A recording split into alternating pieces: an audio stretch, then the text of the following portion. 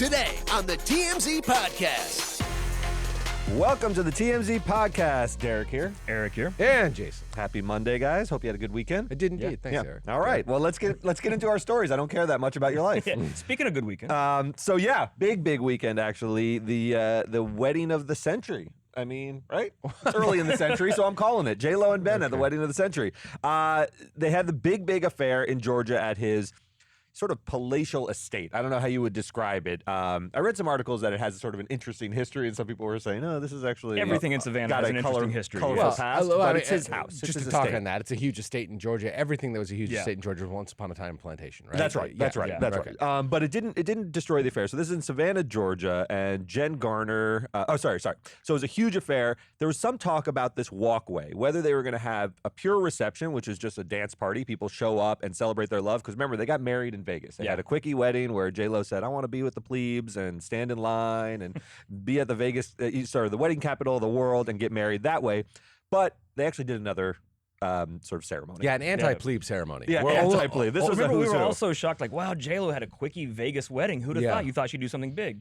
She did. She did both. As lavish an affair you'd ever seen. It had a 200-foot walkway. It had, obviously, the huge house. A 20-foot train on her dress. A 20-foot train on her dress, which you needed. That's why you needed that huge walkway to accommodate the train. Which starts to become the length of a real train. 20 feet is like, that's a boxcar. That's a short train. And she's got a caboose. So there we go. She's got the most famous caboose in the world. They met guests on the dock, which is really nice. Yep. People came up on boats and...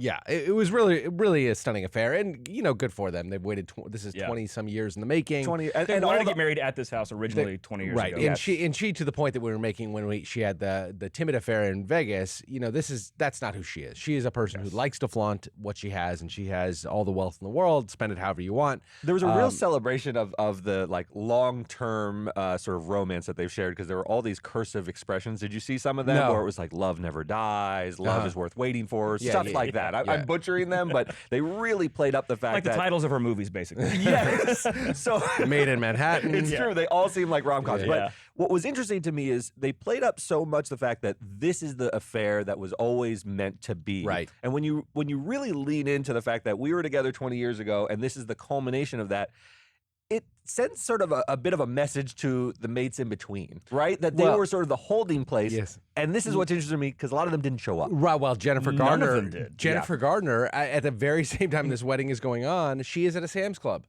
Can you be any more at a sort of like downstream place than going to Sam's Club on their big, lavish wedding day? Yes, I find it's it a remarkable message. that she goes to Sam's Club at all. I really do. But With her I'm a dad down-to-earth from West person, I Virginia, think. just a trip to Sam's Club. this is who they are. This is who she is, right? She's a girl from West Virginia. She's from Charleston. Yes, I'm from West Virginia. Like, you go to Sam's Club. You go to God, Sam's she's Club. got to be the most famous daughter from like West Virginia. I don't know any Most other famous daughter? I just Yeah, most you're the famous, famous one of the famous.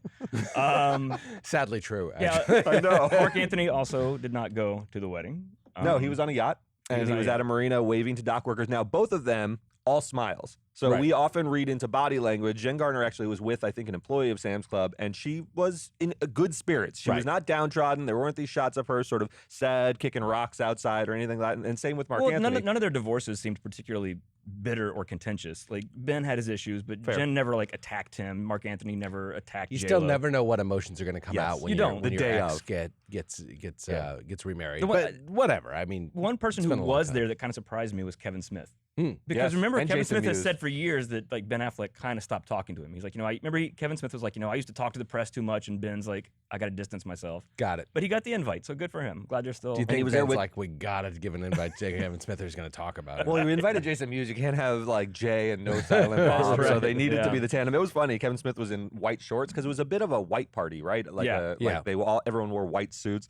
But Kevin Smith has shorts on, which I thought was pretty amazing. Do you have a white hockey jersey? The last person that wasn't invited that's worth noting is, or didn't attend, that's worth noting, is Casey Affleck, Ben's brother.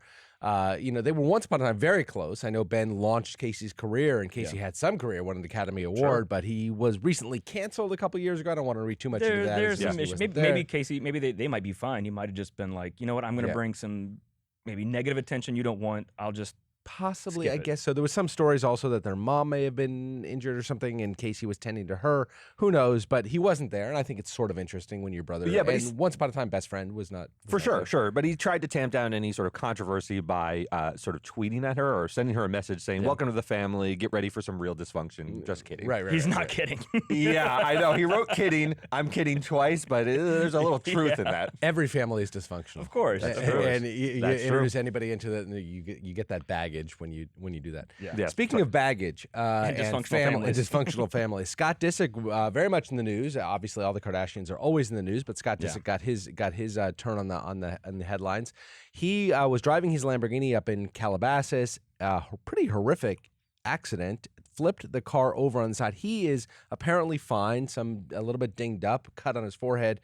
The car, we said in our headline that it too was dinged up on the website, but it turns out that this Then you thing. get the photos. Then you see the photos, and half the car is basically shredded, and all the windows are blown out. The car It's lands completely on on its its side. Yeah, it completely flipped. There's a brick mailbox, and it's one of these super wealthy suburban mailboxy kind of things. It's like 2 feet square. Looks sturdy. It looks sturdy. It's definitely in the ground in cement, and it's completely been dislodged. So he was going. The thought is currently there's no reason to believe drugs or alcohol were at play.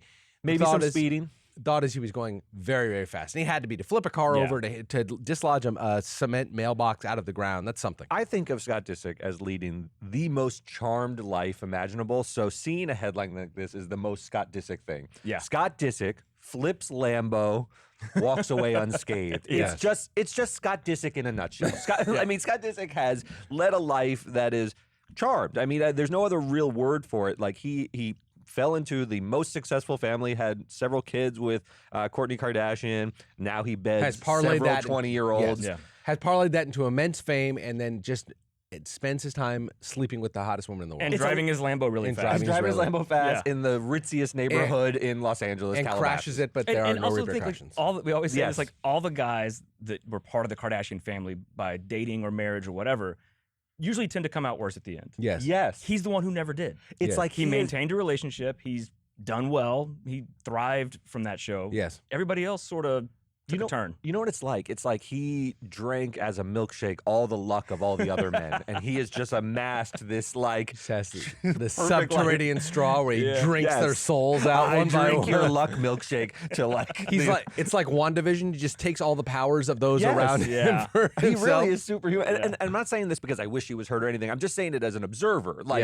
Yeah. it's remarkable to me that he's never faced sort of any real serious consequences for behavior that's sort of questionable over the years. He's not a bad person. He just he calls himself Lord Disick. You know what he has and none of the other Kardashian men have? He's immensely charming. And like none of the others are charming. And you're right. he is as much as I would like to dislike somebody like Scott Disick, I can't help but admire him. Not because he's sleeping with the young girls, nothing like that. That doesn't hurt for you. I mean, though. not the first thing that popped into your mind or anything, but right. Yeah. But just that he is so charming. Like hearing him interviewed, he's got a wink and a smile about him. He's kind of one of these guys, and nothing sticks to Yeah, him. the hardest part of his week now is he has to buy a new Lamborghini. Oh. Like, ugh, got to Actually, deal with that. He's got to talk to his assistant, who's got to go buy a lamp. Exactly. But he leaves with minor cuts.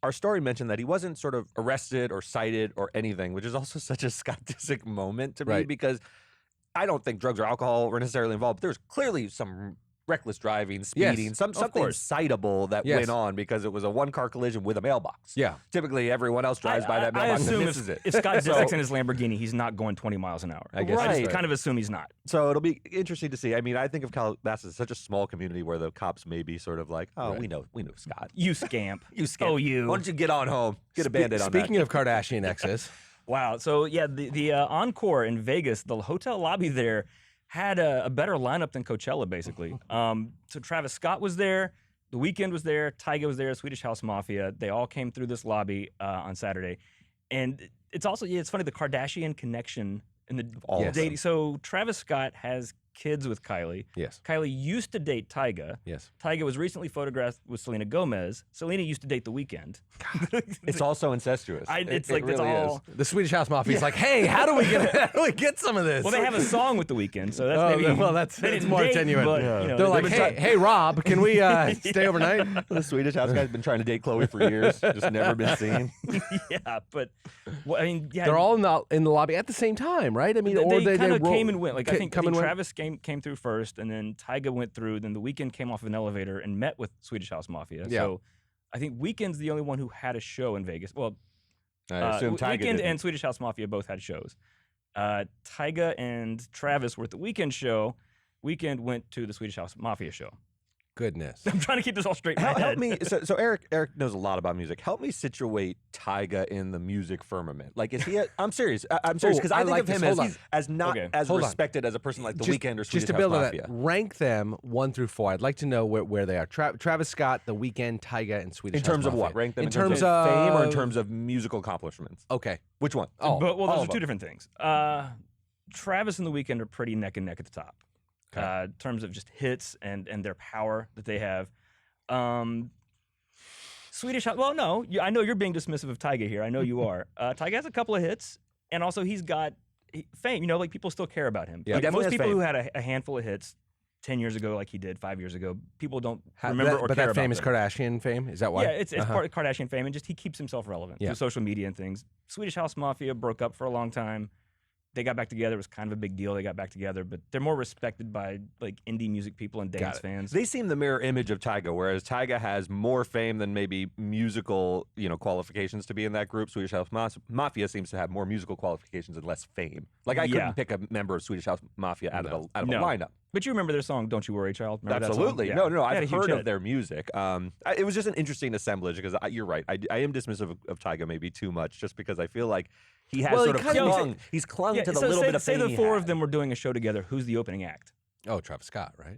No, he's the opening- headline. the opening opening act. act. Sorry, the opening Yeah. act. Tyga doesn't take the stage, I don't think. Tyga doesn't take. Oh, come on. Tyga gets a box. You He guys gets are a such box. I think Tyga The haters. Weeknd followed by Travis Scott, and then they get on, and that's it. With Swedish House Mafia being the DJ in the background. Yeah, or that's something. the whole set.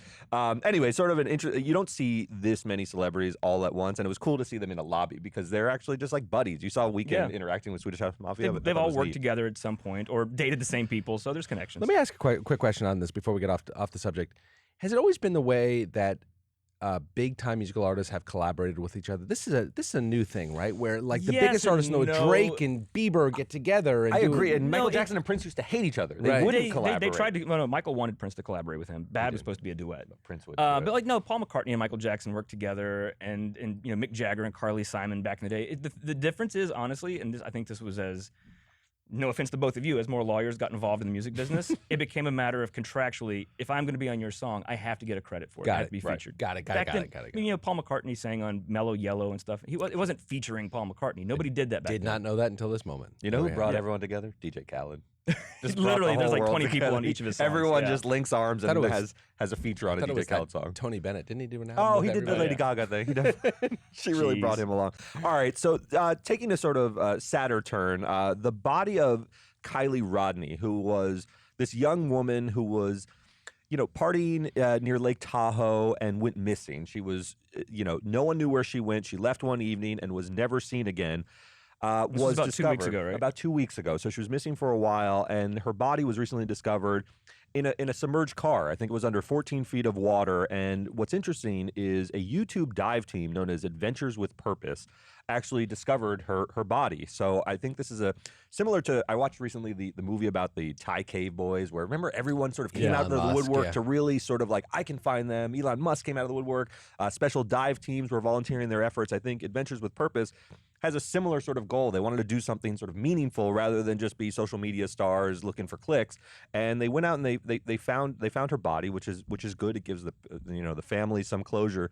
And I just found it an interesting sort of intersection of social media gets a lot of flack. It sort of occasions a lot of harm on the world these days, but it also has sort of this good side effect when you have people doing things with purpose. Even if they had sort of mixed motives and wanted to sort of have a lot of subscribers, they were actually doing something that helped put closure for a family. And they did because people have been looking for her for almost 2 weeks now, Yeah. and they found her in 2 days. Yeah, it just marshals the resources of humanity, social media, right? Because sometimes the officials can't find her. Sometimes the cops don't have the Well, dive they have experts. limited Sometimes- resources Limited and- resources, and so it does take sort of everyone.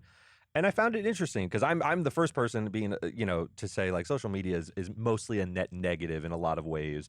But in this instance, I don't know. Still a net negative, though, right? I think probably still on net, Yeah. but this is good. No, It's good there to are- see the positive side of the ledger. You once get stuff in a like while. this. You hear the great stories about people who have fallen on hard times or something bad has happened to them. They're able to source funds through various means. There are really some great things come out of social media and collective sort of humanity coming together in a single place and doing really good sad things. story. It though. is. I mean, That's one of those things you always wonder. Like it's closure for the parents, but would they have rather just not had it? No, they wouldn't have it. They would have it. They Yeah, want to I have don't it. know. They want And, to have it. you know, Otherwise, it's always like, is she out there? But would you want Yes. to kind of hope that? I don't know. We're getting too deep on that. Maybe. but- these kind of stories will scare the crap out of me. We have young kids. I don't have kids as old as Jason's, but Jason's.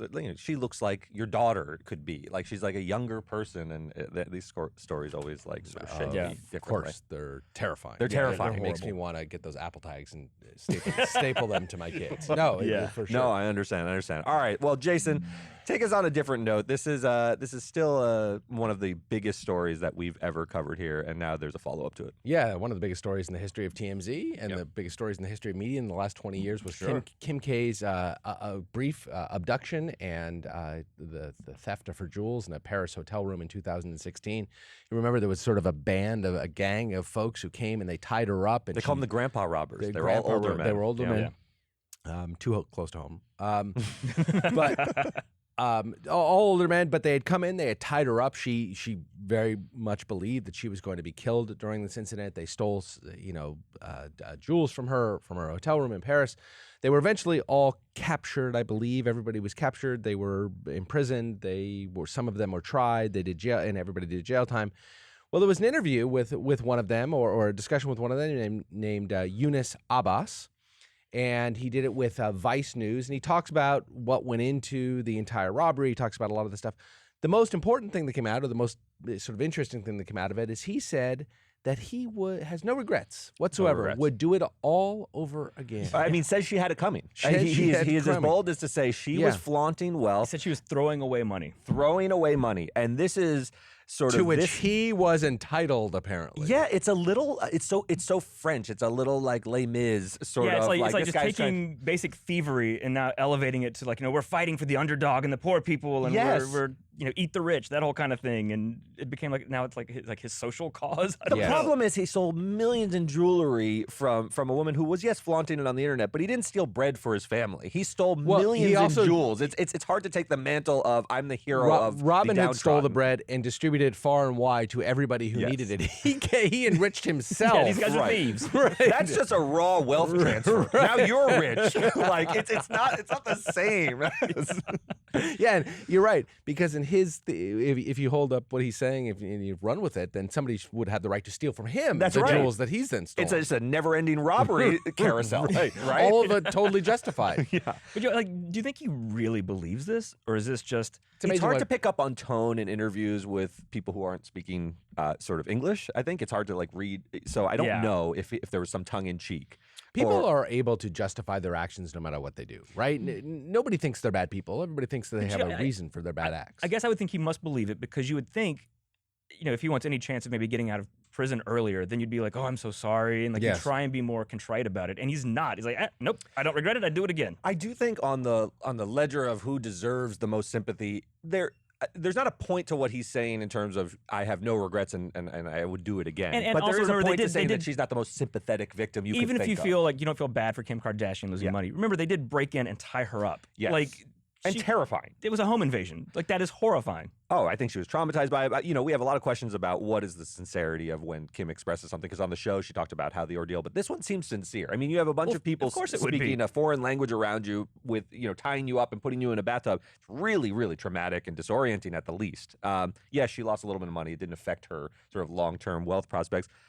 So I understand in one sense that she's not the most sympathetic person in the world. You disagree with No, me. no, but it was I still a do. traumatic I event. think I would she's- still regret doing it. I think she's equally sympathetic. I mean, the loss of money is, I don't know what sympathy for, but I have just as much sympathy as anybody going through this As a human, ordeal. yeah. And as a human, but also the idea that somebody who doesn't have the money that you have, that you've rightfully earned. Nobody accuses Kim Kardashian of doing anything except rightfully earning her money. We may dislike the way she does it, but she rightfully earns it. Yeah. The idea that somebody who doesn't have that and hasn't done it and hasn't worked as hard or hasn't accomplished as much, therefore has some measure of entitlement to that money, I reject that out of hand. And I don't know that that's what this guy is saying. Oh, well, that seems to be what he's saying, Yeah. right? Well, what Yeah, about that she had too much money? Right. What about Louis and Marie Antoinette, though, living in the Palace of Versailles Whoa, while the hold on. peasants But starved? they determined people's lives. Well, yes, they slaughtered thousands Yeah. of Parisians, and they also stole money from when Yeah. they would want to buy a new crown for themselves. They would go and just say, "Peasants, give me more money at the tip of a sword." Right. It's a little different than Kim Kardashian putting up another stupid video. Yeah, I Yeah. would say a lot different. Yeah, but I just wanted to throw it out there. We're still too close to it. Very It's only been 6 years, and Kim's still too scarred by it. But someday, this is going to be such a good movie. Oh, I couldn't agree more. Like, This is going to when be you see a... the cast of the burglars plotting this, because he said he stalked her on social media for a while. I'm like, this is going to be a really good movie. It's going to someday. be a two-part documentary on the Untold series, like I just saw the Manti Yeah. Te'o thing. There's going to be one of these: the plotting, the finish, the trauma. Yeah, Do you yeah, do it'll it be in good. French with English subtitles, or do you just have like English-speaking people do it with weird accents? Oh, oui, oui. I do always wonder why they just speak with a weird French accent when they're speaking English in these movies, but I think it gives it a certain je ne sais quoi. Oh, and of course he speaks French. Right. All right, that'll do it for us. We'll see you guys on Wait, Wednesday. wait. I'm big, sorry. big notice. TMZ podcast up until now just 3 days a week. Starting this week, we're going to 5 days a week. Oh, wow. Yeah, every day of the week, Monday through Friday, not just Monday, Wednesday, Friday. You guys wanted more? We're giving you more. All right. All right. See you then. See you tomorrow. See ya. Bye.